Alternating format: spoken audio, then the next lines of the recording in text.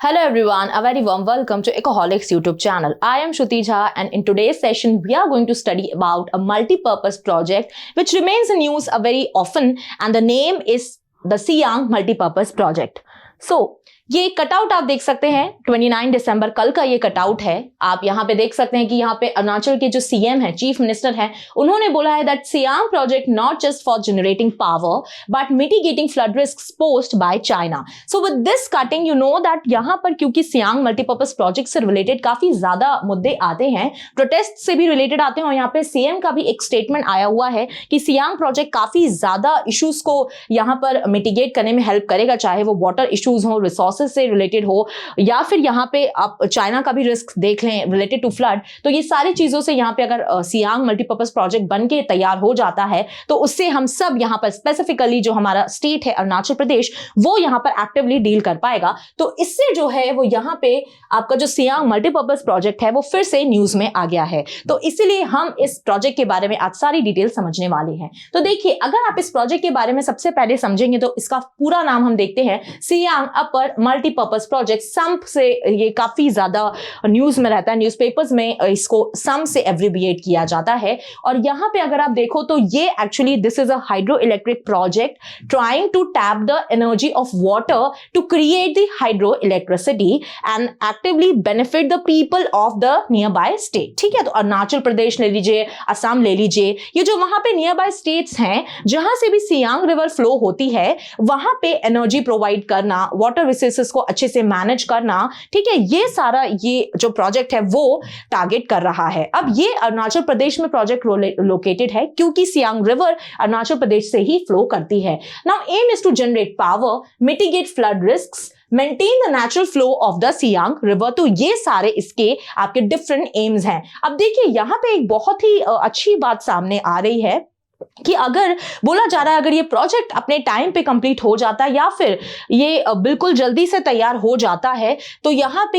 ये जो प्रोजेक्ट है वो सबसे ज्यादा बड़ा प्रोजेक्ट होने वाला है when you talk about in terms of generating the hydro electricity out of water. तो यहाँ पे बोला जा रहा है अगर ये इनिशिएटिव तैयार हो गया तो it will be becoming the India's largest hydro power initiative. और यहाँ पे डेफिनेटली ये जो बहुत ज्यादा पावर कैपेसिटी है वो जनरेट करेगा, पावर पोटेंशियल देगा। और जो नॉर्थ ईस्टर्न स्टेट्स हैं डेफिनेटली स्पेसिफिक अगर हम बात करें तो अरुणाचल प्रदेश के लिए काफी ज्यादा बेनिफिशियल होगा। ठीक है, अब अगर हम कैपेसिटी देखें कि इस मल्टीपर्पज प्रोजेक्ट की कैपेसिटी क्या है तो यहां पे majorly it is actually capable of generating power of 11,000 megawatt of power which is a huge number if you talk about, if you be very specific towards the hydro electric projects. तो इतनी ज्यादा normally power नहीं होती है किसी project की और यहां पे ये जो पावर यहां पर क्लेम की जा रही है कि इतना ये केपेबल है जनरेट करने के लिए, तो ये बहुत ही ज्यादा यहां पर पावर बताई जा रही है। ठीक है, इसी के साथ साथ रिजर्वॉयर बनाया जाएगा जहां पर वाटर को स्टोर किया जाएगा। तो रिजर्वॉयर की कैपेसिटी होने वाली है 9 बिलियन क्यूबिक मीटर्स। तो ये भी काफी ज्यादा बड़ा और लार्ज रिजर्वॉयर होने वाला है जो आपके सियांग रिवर पे बनाया जाएगा। कंस्ट्रक्शन अगर हम देखें तो यहां पे 2 स्टेक होल्डर्स और you say that 2 organisations are involved. First is the national Hydroelectric Power Corporation, which in short form you call it as NHPC, and the other one is the Northeastern Electric Power Corporation, which you call as the NEEPCO or NEEPCO। तो ये दो organisation साथ में मिलके यहां पर Siang project को develop कर रही हैं। नाउ अगर हम और देखिए कि प्रोजेक्ट यहां पर सियांग मल्टीपर्पज प्रोजेक्ट की आप बात कर रहे हो और यहां पर Siang river is actively involve. So we should also know that what is Siang river, कहां से ओरिजिनेशन है और क्या क्या स्टेट्स यहां पर ये राइपेरियन स्टेट्स हैं सियांग रिवर के। तो देखिए, ओरिजिन अगर हम देखें तो तिब्बत, ऑफ कोर्स चाइना से यहां पर ओरिजिनेट हो रही है और वहां पे इसका नाम है यारलुंग सांगपो। ठीक है, तो वहां तिब्बत में अगर आप देखो सियांग रिवर को यारलुंग सांगपो के नाम से जाना जाता है। अब इसी के साथ साथ ये हमारे भारत में एंटर होती है और वहां पे जो हमारे नॉर्थ ईस्टर्न स्टेट्स हैं, अरुणाचल प्रदेश हो गया, इसी के साथ साथ यहां पे ब्रह्मपुत्र के साथ ये असम में आकर मर्ज हो जाती है। तो यहां असम और अरुणाचल प्रदेश से भी ये रिवर यहां पर फ्लो होती है। इसी के साथ साथ ये जो रिवर है जिस तरीके का इकोसिस्टम यहां पर क्रिएट करती है, बहुत सारी ऐसी बायोडाइवर्सिटीज है जिनके लिए ये बहुत फेवरेबल होता है। Specifically if you talk about the forest, you talk about animals, और यहां पे जो भी ओशन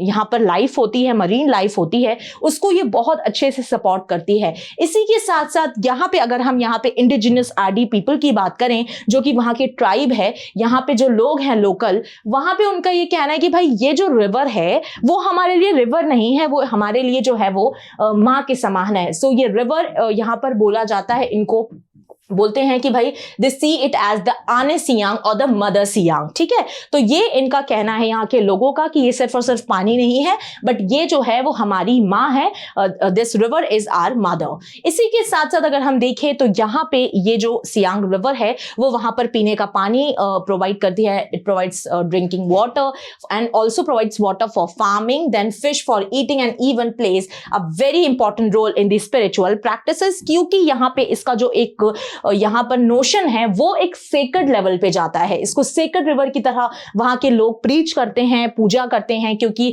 ऑब्वियसली यहाँ पे जो उनकी लाइवलीहुड है वो कहीं ना कहीं इससे अफेक्टेड है। सियांग रिवर उनको एक्टिवली यहाँ पर ये लाइवलीहुड प्रोवाइड कर रही है। पीने का पानी ले लीजिए, फार्मिंग ले लीजिए, फिशिंग ले लीजिए, ये सारे जो आपके प्रैक्टिसेस हैं वो लाइवलीहुड प्रैक्टिसेस में फॉल करते हैं। इसलिए यहाँ पे इसका जो एक नोशन है, जो एक यहाँ पर इसको एक दर्जा दिया गया है, वो बहुत ही सेकंड लेवल का है। Then the forests along which are associated along with this river, तो वो भी बहुत ज्यादा यहाँ पे एक डिफरेंट वैरायटी से घिरे होते हैं, जैसे कि ऑर्चिड्स हो गया, रोडोडेंड्रॉन्स हो गया, and some rare birds are also there which are not even very unique to India but also unique to our planet earth. तो ऐसी चीजें, ऐसी बायोडाइवर्सिटी आपको इस रिवर के अलोंग देखने को मिलती है। अब यहाँ पर अगर हम पूछें कि भाई ठीक है, अच्छी बात है, आप इस प्रोजेक्ट की बात कर रहे हैं, मल्टीपर्पज प्रोजेक्ट की बात कर रहे हैं, बहुत ही बेनिफिट्स हैं इस प्रोजेक्ट के, और सीएम का भी कहना है कि भाई अगर ये प्रोजेक्ट बनके तैयार हो जाता है तो इसकी बहुत ही हाईएस्ट कैपेसिटी होने वाली है, one of the India's largest hydroelectric project it will be if it gets prepared very soon and established very soon. But the people are not ready to make this project happen.